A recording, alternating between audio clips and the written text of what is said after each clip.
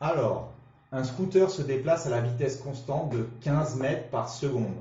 Et on veut sa vitesse moyenne en kilomètres h-1. Je ne sais plus si je l'ai déjà expliqué, je ne me souviens plus. h-1, c'est pareil que kilomètre heure. Rappelez-vous, dans le chapitre des puissances, quand on avait une puissance négative, ça devenait une fraction, ça devenait une division. Donc là, en fait, c'est une autre manière d'exprimer kilomètre h-1. En fait, ça veut dire que c'est la même chose que kilomètre heure.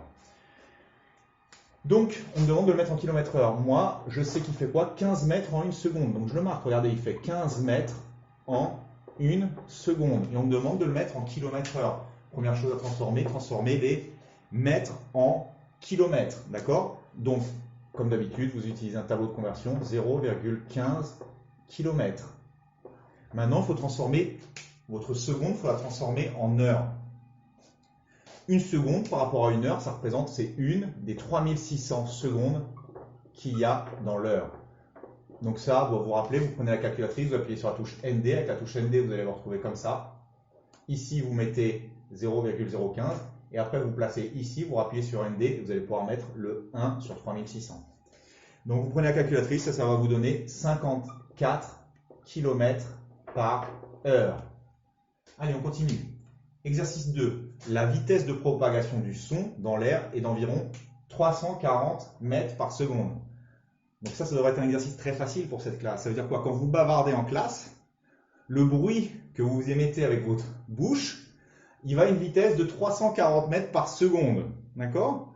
Certainement qu'il y a des champions du monde dans cette classe qui vont encore plus vite. D'accord? Avec le talent que vous avez pour bavarder, ça doit aller encore plus vite. Mais la moyenne mondiale est de 340 mètres secondes. Je ne parle pas de la classe 3e Voltaire, d'accord? Alors, moi, on me demande de l'exprimer en kilomètres par heure. La vitesse, donc c'est 340 mètres en une seconde. On me demande de mettre ça en kilomètres heure. Donc allez, on commence par transformer. Ça fait 0,34 km. Et une seconde, c'est ce que je viens de faire avant, c'est une des 3600 secondes qu'il y a dans une heure.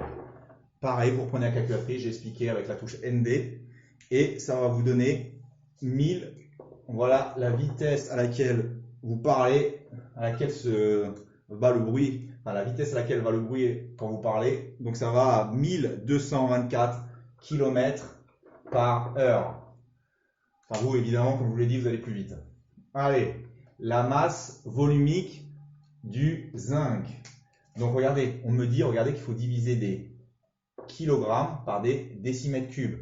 Donc regardez bien, on me dit bien que regardez la masse volumique, c'est des kilogrammes divisés par des décimètres cubes, des kilogrammes par des décimètres cubes. Donc ça veut dire quoi? On utilise il y a 7,14 kilogrammes pour un décimètre cube. C'est ça que ça veut dire, regardez bien. 7,14 kilogrammes pour chaque décimètre cube. C'est comme les vitesses. Tout à l'heure, je faisais 15 mètres en une seconde. 15 mètres en une seconde. Là, je fais 7,14 kilogrammes en un décimètre cube.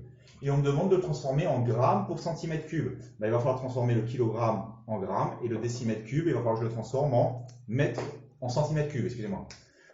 Bon, vous prenez un tableau de conversion comme d'habitude, 7140 grammes. Et après, vous transformez le décimètre cube en centimètre cube.